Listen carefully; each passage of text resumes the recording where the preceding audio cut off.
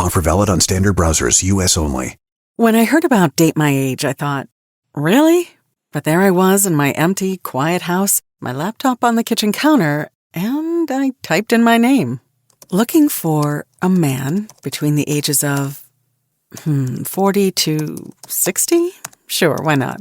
Date My Age is different. With verified profiles, you can feel safe and secure to explore meaningful connections with interesting and mature singles. Date My Age made it really easy. I could join and view online profiles for free. All of a sudden, my empty house wasn't so quiet anymore. I got so much attention, it just made me feel seen and alive. Date My Age helped me start a totally new chapter in my life. Find a friend, a lover, a partner at Date My Age. Get 60% off when you join at datemyage.com today. That's datemyage.com to connect with thousands of singles worldwide. datemyage.com. He's an active duty police officer. His own close calls with shootings led him to go back to school, drives him to do what he does today, and inspires him to help with the Grand Rapids Police Department incident where a police officer has been charged with murder. There's only one official Facebook page. What you do a search on Facebook for Law Enforcement Today radio show. Click like and follow. There you'll find updates about upcoming episodes of the radio show. You can contact me.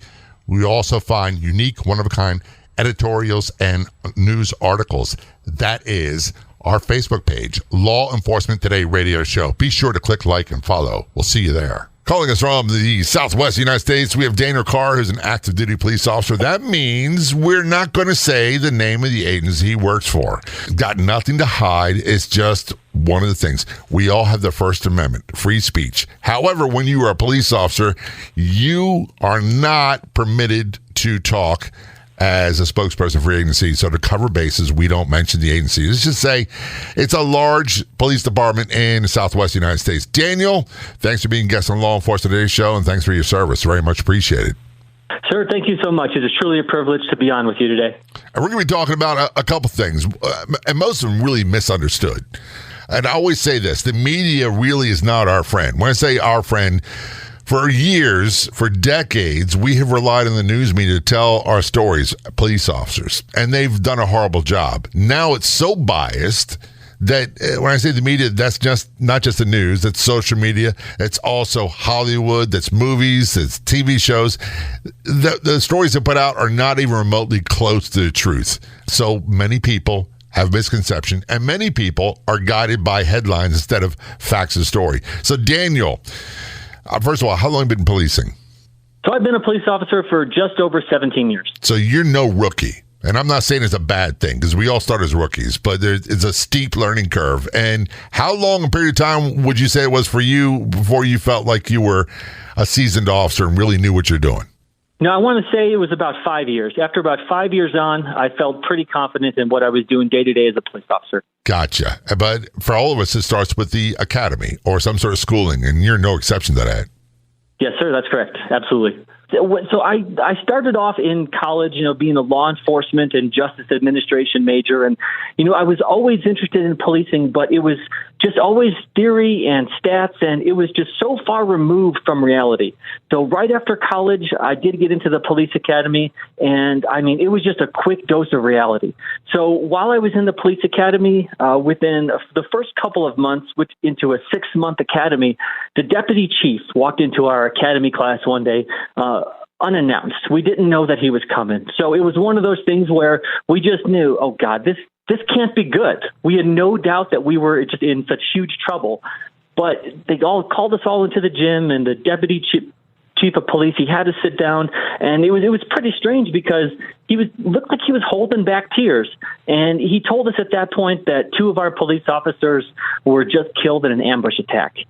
He described the call in detail about what he knew at the time. And that's always tough, even when you're brand new. Look, when you're in the academy, I'll be honest with you, I thought I knew a lot. I thought I was well prepared. I really had no idea what I was signing up for. I had no idea how violent and traumatic policing really could be and would be for me. Sir, I feel the exact same way. And like I said, that going into the police academy with a bachelor's degree, like I really thought that I had a handle on this, that I understood. But it wasn't until later on that day that our police academy instructors, who were usually not very nice to us, in just a very human and poignant moment, said that if any of us wanted to quit, now is the time. That there were real risks to this job, and that if you wanted to quit, no one would blame you. And listen, I tell you, not one person in my academy class quit.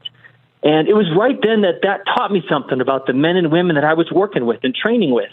That's where the brotherhood and sisterhood is, and that's what I learned what a thin blue line is about. The wall between order and chaos, and policing at its best, it's just regular people who have a common goal to make the community safer at a risk to their own personal safety. And that was more of an education in that day than I had in 4 years of college. I'll be honest with you, Daniel. I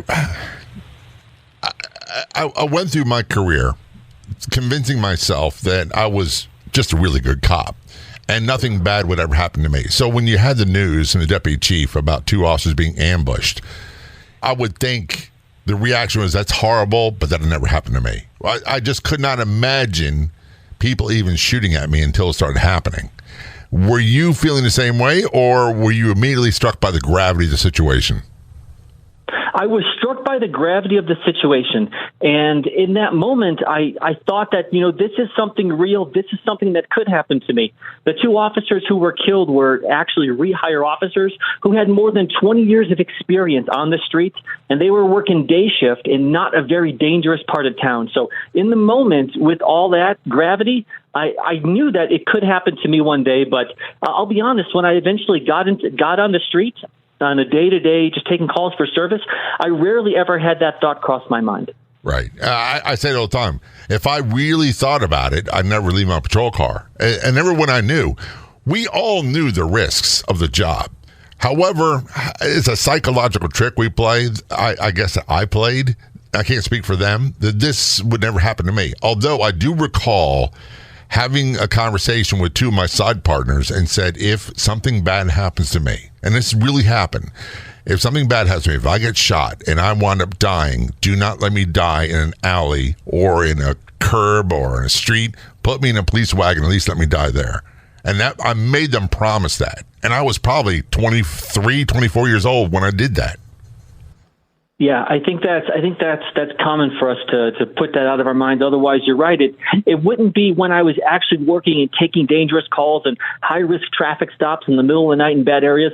That wasn't when I thought about it. It was later on at home with my wife or my family thinking about what I had done. That's when it would kind of hit me. But it's nothing in the moment, because you said it exactly correct. You wouldn't leave your police car if that was constantly going through your mind. No, and man, we got so much more to talk about, and we got to talk about close calls, but I do have to examine this a little bit more, because in my years in the Baltimore Police Department, and I'm going to paraphrase because I lost track, I think there were 12 officers killed in the line of duty from the time I was on the job. Since 1980 to today, it's probably 17 or 18. And to be honest with you, as violent as that city is, and it's very violent, I'm surprised more aren't killed. And we lose more officers every year to suicide than we do to line of duty attacks and killings. Car accidents are up there. Fires are up there. Heart attacks are up there. There's so many things that contribute to an early death for our law enforcement officers. But if you're like me, Daniel, I didn't think around 21, 22.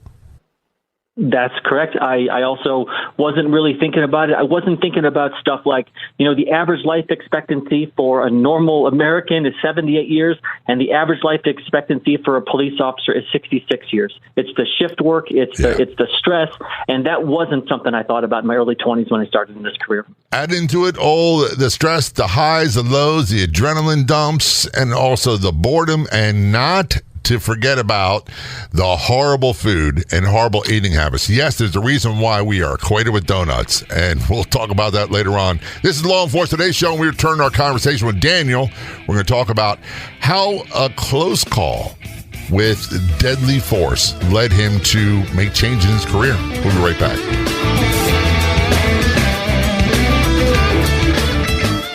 have some exciting news to share with you. You are going to love my Your Diet Do-Over Do-It-Yourself course on harmonywithfood.com, which means you could do everything at your own pace. I put my heart and soul into this course. Have you been on every diet there is only to gain the weight back? If your relationship with food is, well, not that good, you should purchase the Your Diet Do-Over course. Go over to harmonywithfood.com, click the Your Diet Do-Over tab, and get started today. If you're on the Clubhouse drop-in audio chat app, be sure to look for me and follow me. My name's John, the letter J, Wiley, W-I-L-E-Y. You can also search for @LET Radio Show.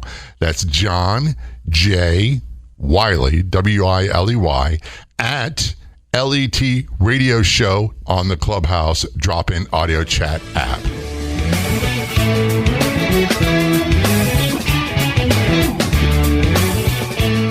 This is Law Enforcement Today Show. Return our conversation with Daniel Carr. He is an active duty police officer.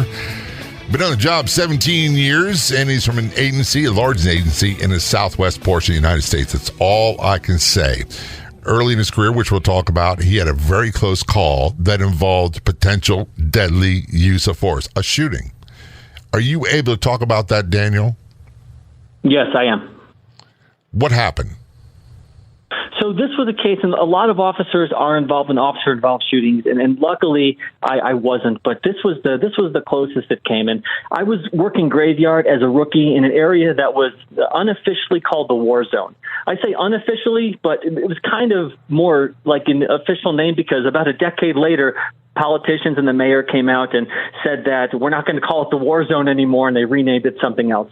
So it was the most dangerous part of the city. I was brand new a couple months on, working graveyard. There was a call for service of a 15-year-old kid, and he called that people were knocking on his door at an apartment complex, and they were threatening him. And listen, this just wasn't a big deal because we had shootings, stabbings, armed robbery every night. So this call didn't seem like a big deal. Dispatch sends us the call. Dispatch tells the kid who called, 15-year-old, that, hey, police are on scene. The next person who knocks on the door is probably going to be the cops. So we get there, me and my partner, we knock on the door, and we announce that we are police officers. I was standing on the right side of the door, and my partner and my best friend in the world was standing on the left side of the door. This kid opened the door, and he's got a gun in his hand. Now, the gun is pointed down, but I know from my training in the police academy that someone can move a gun from a pointed down position to at you in shooting in tenths of a second, faster than a human is able to respond. Yeah. So I drew out, I yelled commands for him to drop the gun, and he wasn't dropping the gun, just staring at me with these dead blank eyes. And it felt like forever. I could feel the slack and the trigger starting to release. And the best way that I can explain it is that it just felt forever. And I kept thinking to myself, why isn't this kid dropping the gun? Eventually, he dropped the gun. And listen, I tell you that if they had put me on a polygraph right after this happened, I would have passed, saying that we were in this situation of him not dropping the gun for 8 to 10 seconds. But at the time there were no body cams. We had these belt tape recorders that only recorded audio. Listening back to the audio was less than 3 seconds. Yeah. Time slowed down. I had tunnel vision. Listening to that audio, my partner was yelling at me, but I never heard him. Right. Oh, man, I can relate to that. I say this all the time. The audio distortion in really bad situations. I remember one that I quote quite often. I had a partner riding with me. I was a sergeant, and we were picking up reports, and a shooting erupted, and it was me bailing out of the police car, chasing a guy, gunfight. But before I got out of the car, after the head-on collision, my partner was yelling at the top of his lungs, "Don't get out of the car!" And I had no idea what he was saying. It was almost as if someone had a TV on in another room, and you could barely hear it. Yes, sir. It's funny what the mind does to you. It really, things slow down. You mentioned that. It slowed down for you, didn't it? It slowed down. Like I honestly believed it was 8 to 10 seconds. It felt like forever, but I mean, it was such a moment when I listened to that belt tape audio recorder and saw it was less than 3 seconds. I mean, I almost didn't believe it. Again, I would have passed the polygraph test that it was 8 to 10 seconds. And this thing, it ended up being a pellet gun that looked real. Right. So it wasn't even a real gun. And I just thought to myself, and this is one of the thoughts that have just haunted me the last 15 years. What if I had pulled the trigger? What would the narrative be? It'd be a 15-year-old kid who called the police for assistance, get a toy gun. Cops gave him less than 3 seconds to comply. I mean, if I had pulled the trigger 16 years ago, and instead of having the privilege to talk with you right now, would I be sitting in jail trying to convince a parole board to release me early? And these are just some of the thoughts that stay with you and just never leave you when you're in this line of work. Nowadays, that's the price many people pay. We had a motto we police by is I'd rather be tried by 12 than carried by 6. And that was even back in the 1980s. And what that means is I'd rather be arrested and charged and go to a jury trial than to be the victim at a funeral. And sometimes when people say that they're interested in police work, I'm great. There's a couple of things I say to them. Number one is you've got a general practitioner you see once a year for a physical. You've got a dentist you see once a year for a teeth examination.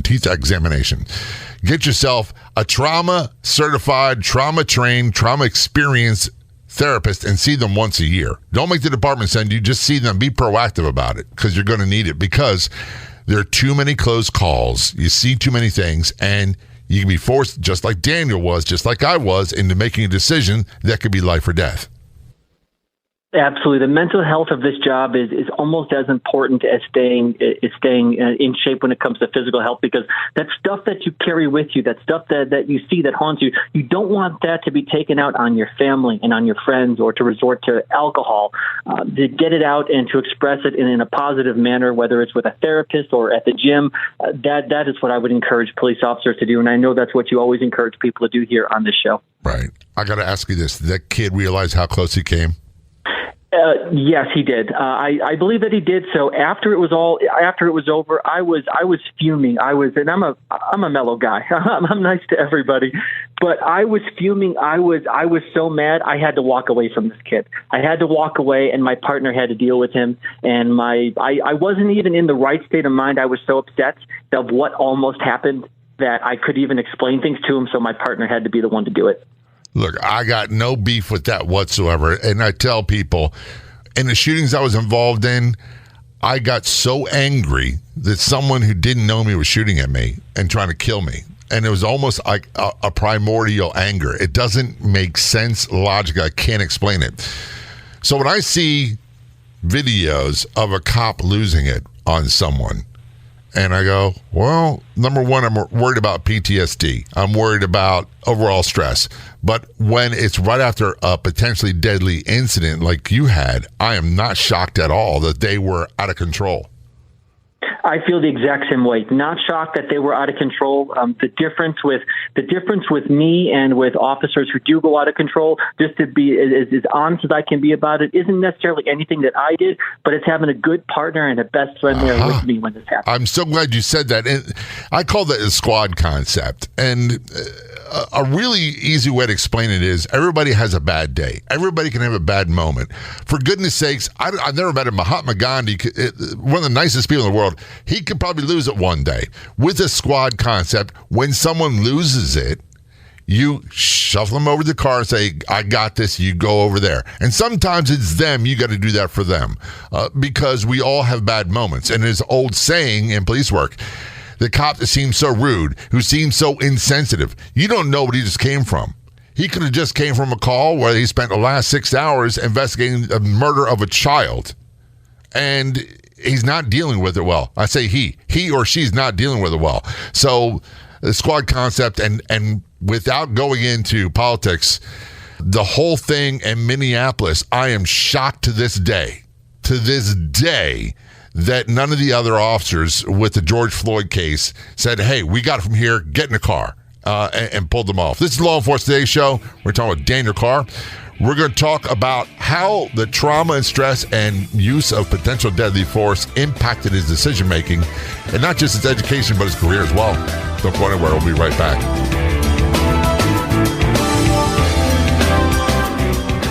Of all the radio stations in the United States, there's only one show like ours, the Law Enforcement Today radio show. And on Facebook, there's only one official page. do a search on Facebook for Law Enforcement Today Radio Show. That's Law Enforcement Today Radio Show on Facebook. When you get there, click like and follow. Are you wondering where you can find more great podcasts?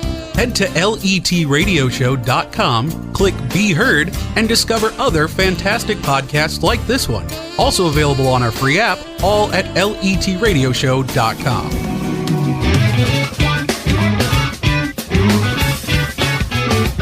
This is Law Enforcement Today Show. Return our conversation with Daniel Carr. He is an active duty police officer, more than 17 years on the job. He is employed with a large police department in the Southwest United States, so we're not going to say the name.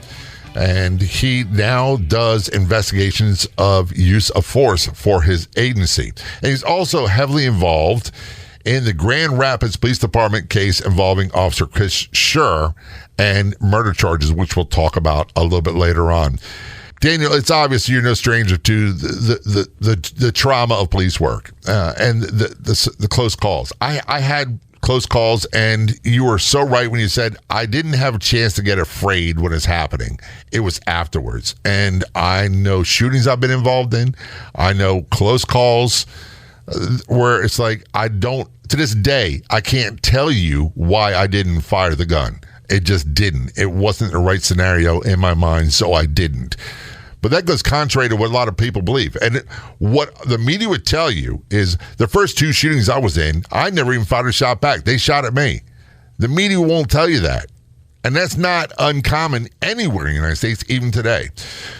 So there was a line you crossed where you decided, I got to do something different in my career.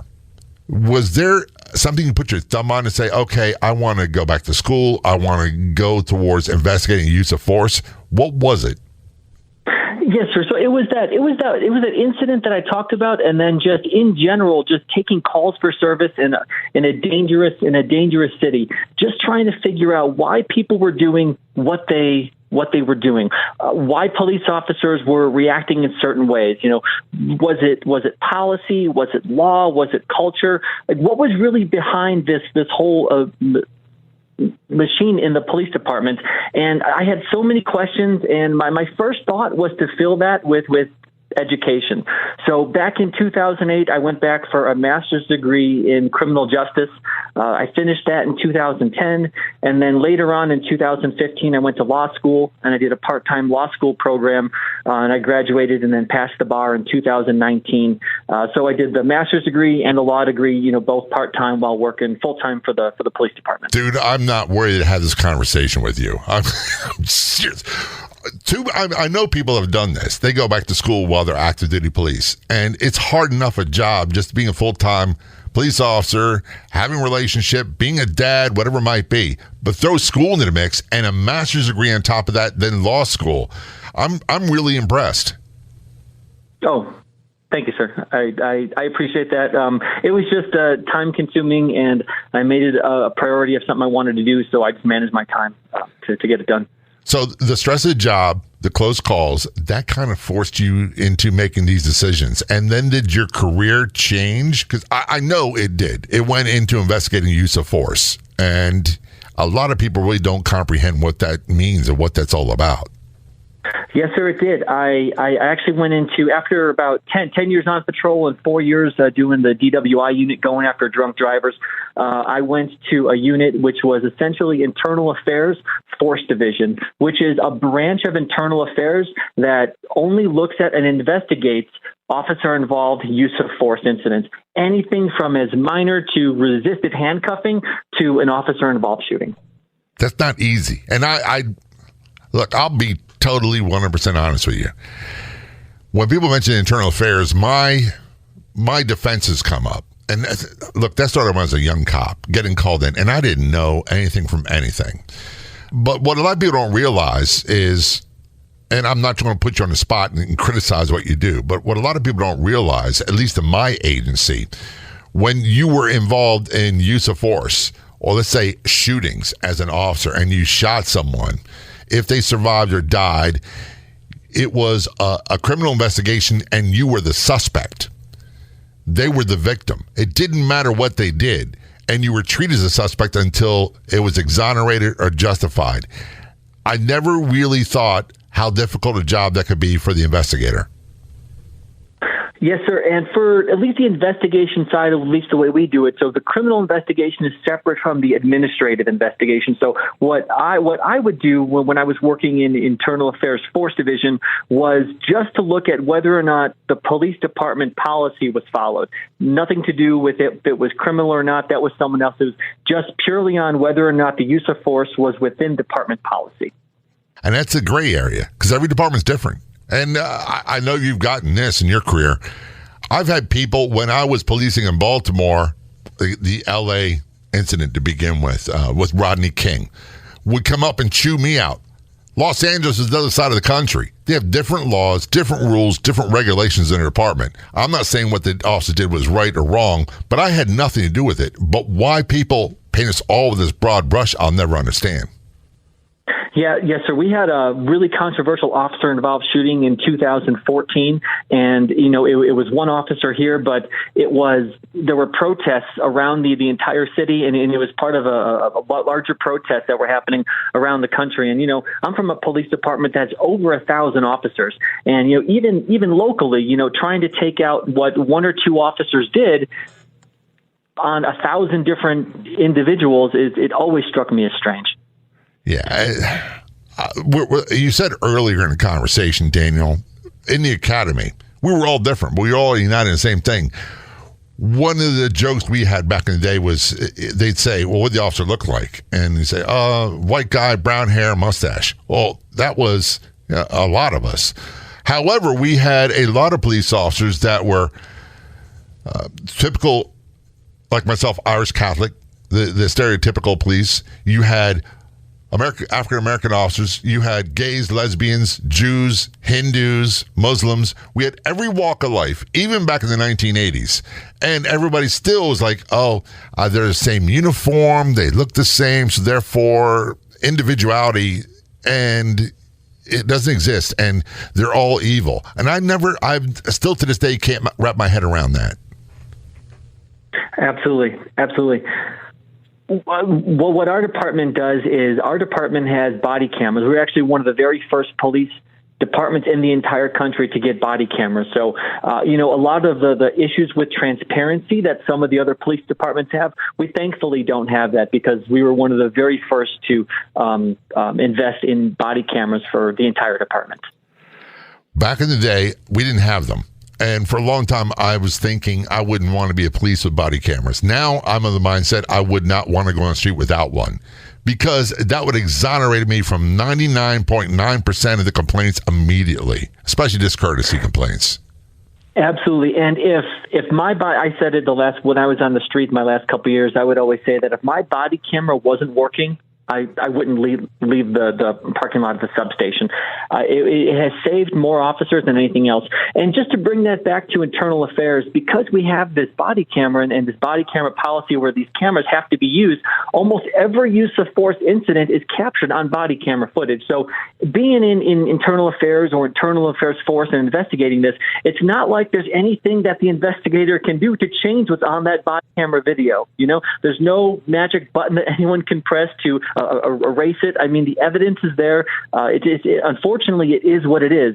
And use of force has to be investigated for police departments to be transparent and to gain community trust. And what I would always say to people, would you rather have someone investigate this use of force who is also a police officer and not only understands what the officers are going through, but really understands the policy?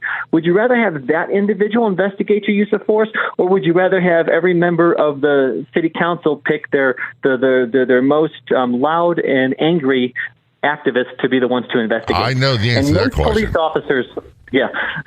That's a no-brainer. I want someone who's been on the job, that knows the job, and knows the legality of the job. Worst case scenario, we as cops, we don't want dirty cops, we don't want corrupt cops, and we don't want guys who are heavy-handed. Say guys, that's men and women as well. This is the Law Enforcement Today show. We're talking with Daniel Carr. He's an active duty police officer and investigates use of force. He's also got a master's degree. He's a lawyer. And when we return, we're going to talk about his involvement with the Grand Rapids Police Department case involving Officer Christopher Schurr. This is the Law Enforcement Today show. Don't go anywhere. We will be right back.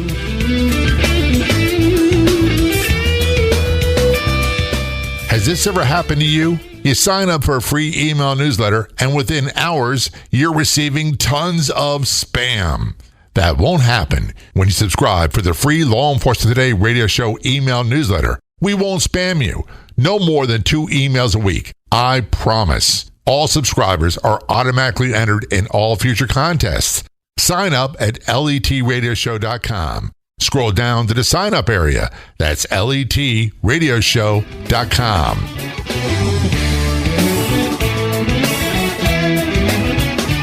This is the Law Enforcement Today Show, returning our conversation with Daniel Carr, an active duty police officer. He investigates the use of force for Internal Affairs Division of his large Southwest United States Police Agency. He's got 17 plus years on the job. He's also got a master's degree, and he is a lawyer as well. One of the things that I see these headlines all the time, and people love to ask me, what's your opinion about this case? And here's one I have a little bit of information on, the Officer Christopher Schurr case in Grand Rapids Police Department. I've seen pictures. I know not to trust what the media says. I know not to base my opinion off what they say. And I was not there. So I tell people all the time, I wasn't there. Were you there? Did you see what happened?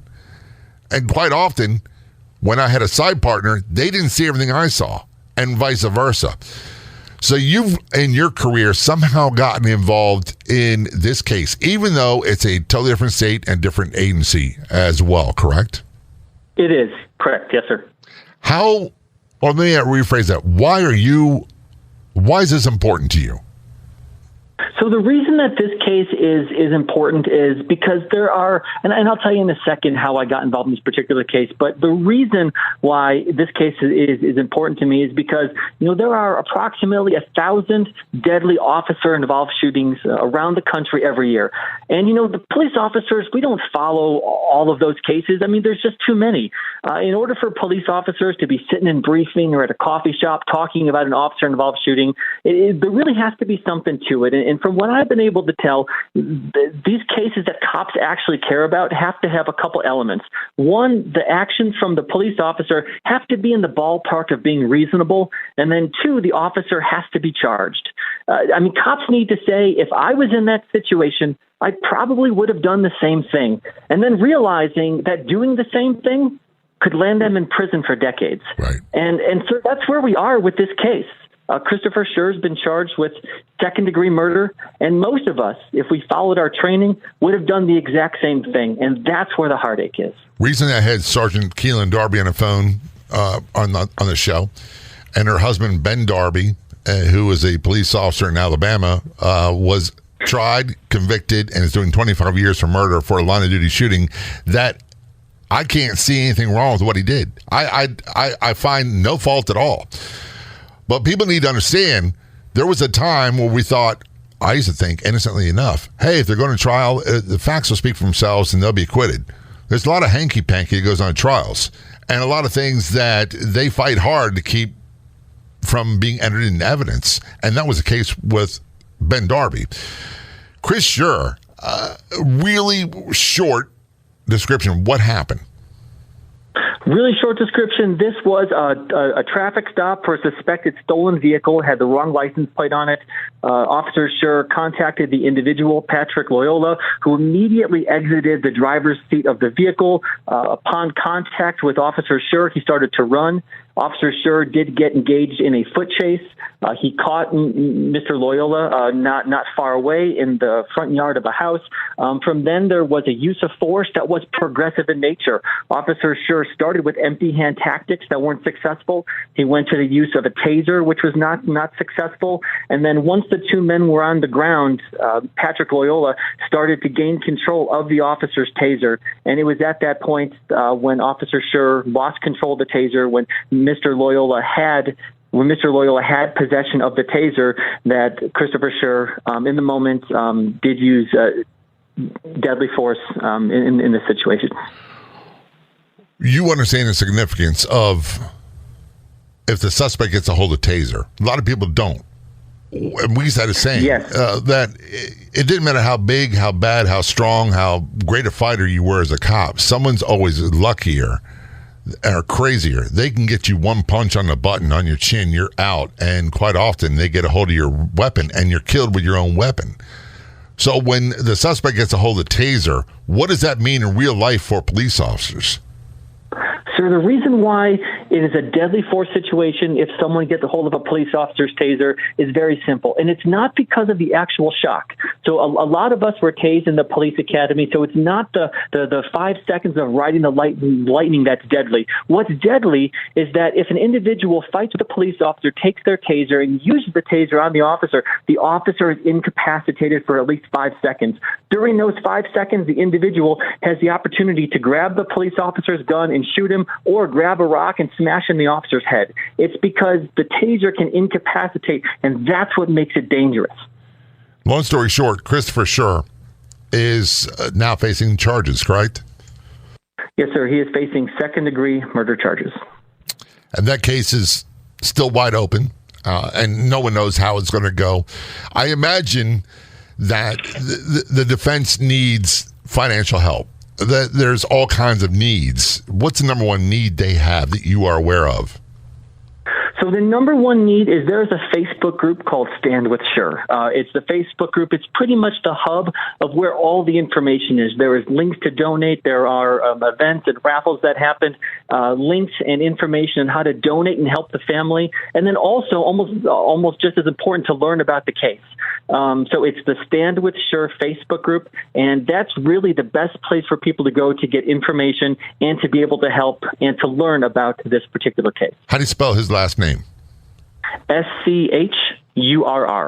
Stand with Schurr. Stand with Schurr Facebook group. So check it out and do some reading. And here's another thing. I tell people all the time, you want to show your support for police, share. When you see content that you agree with, share it.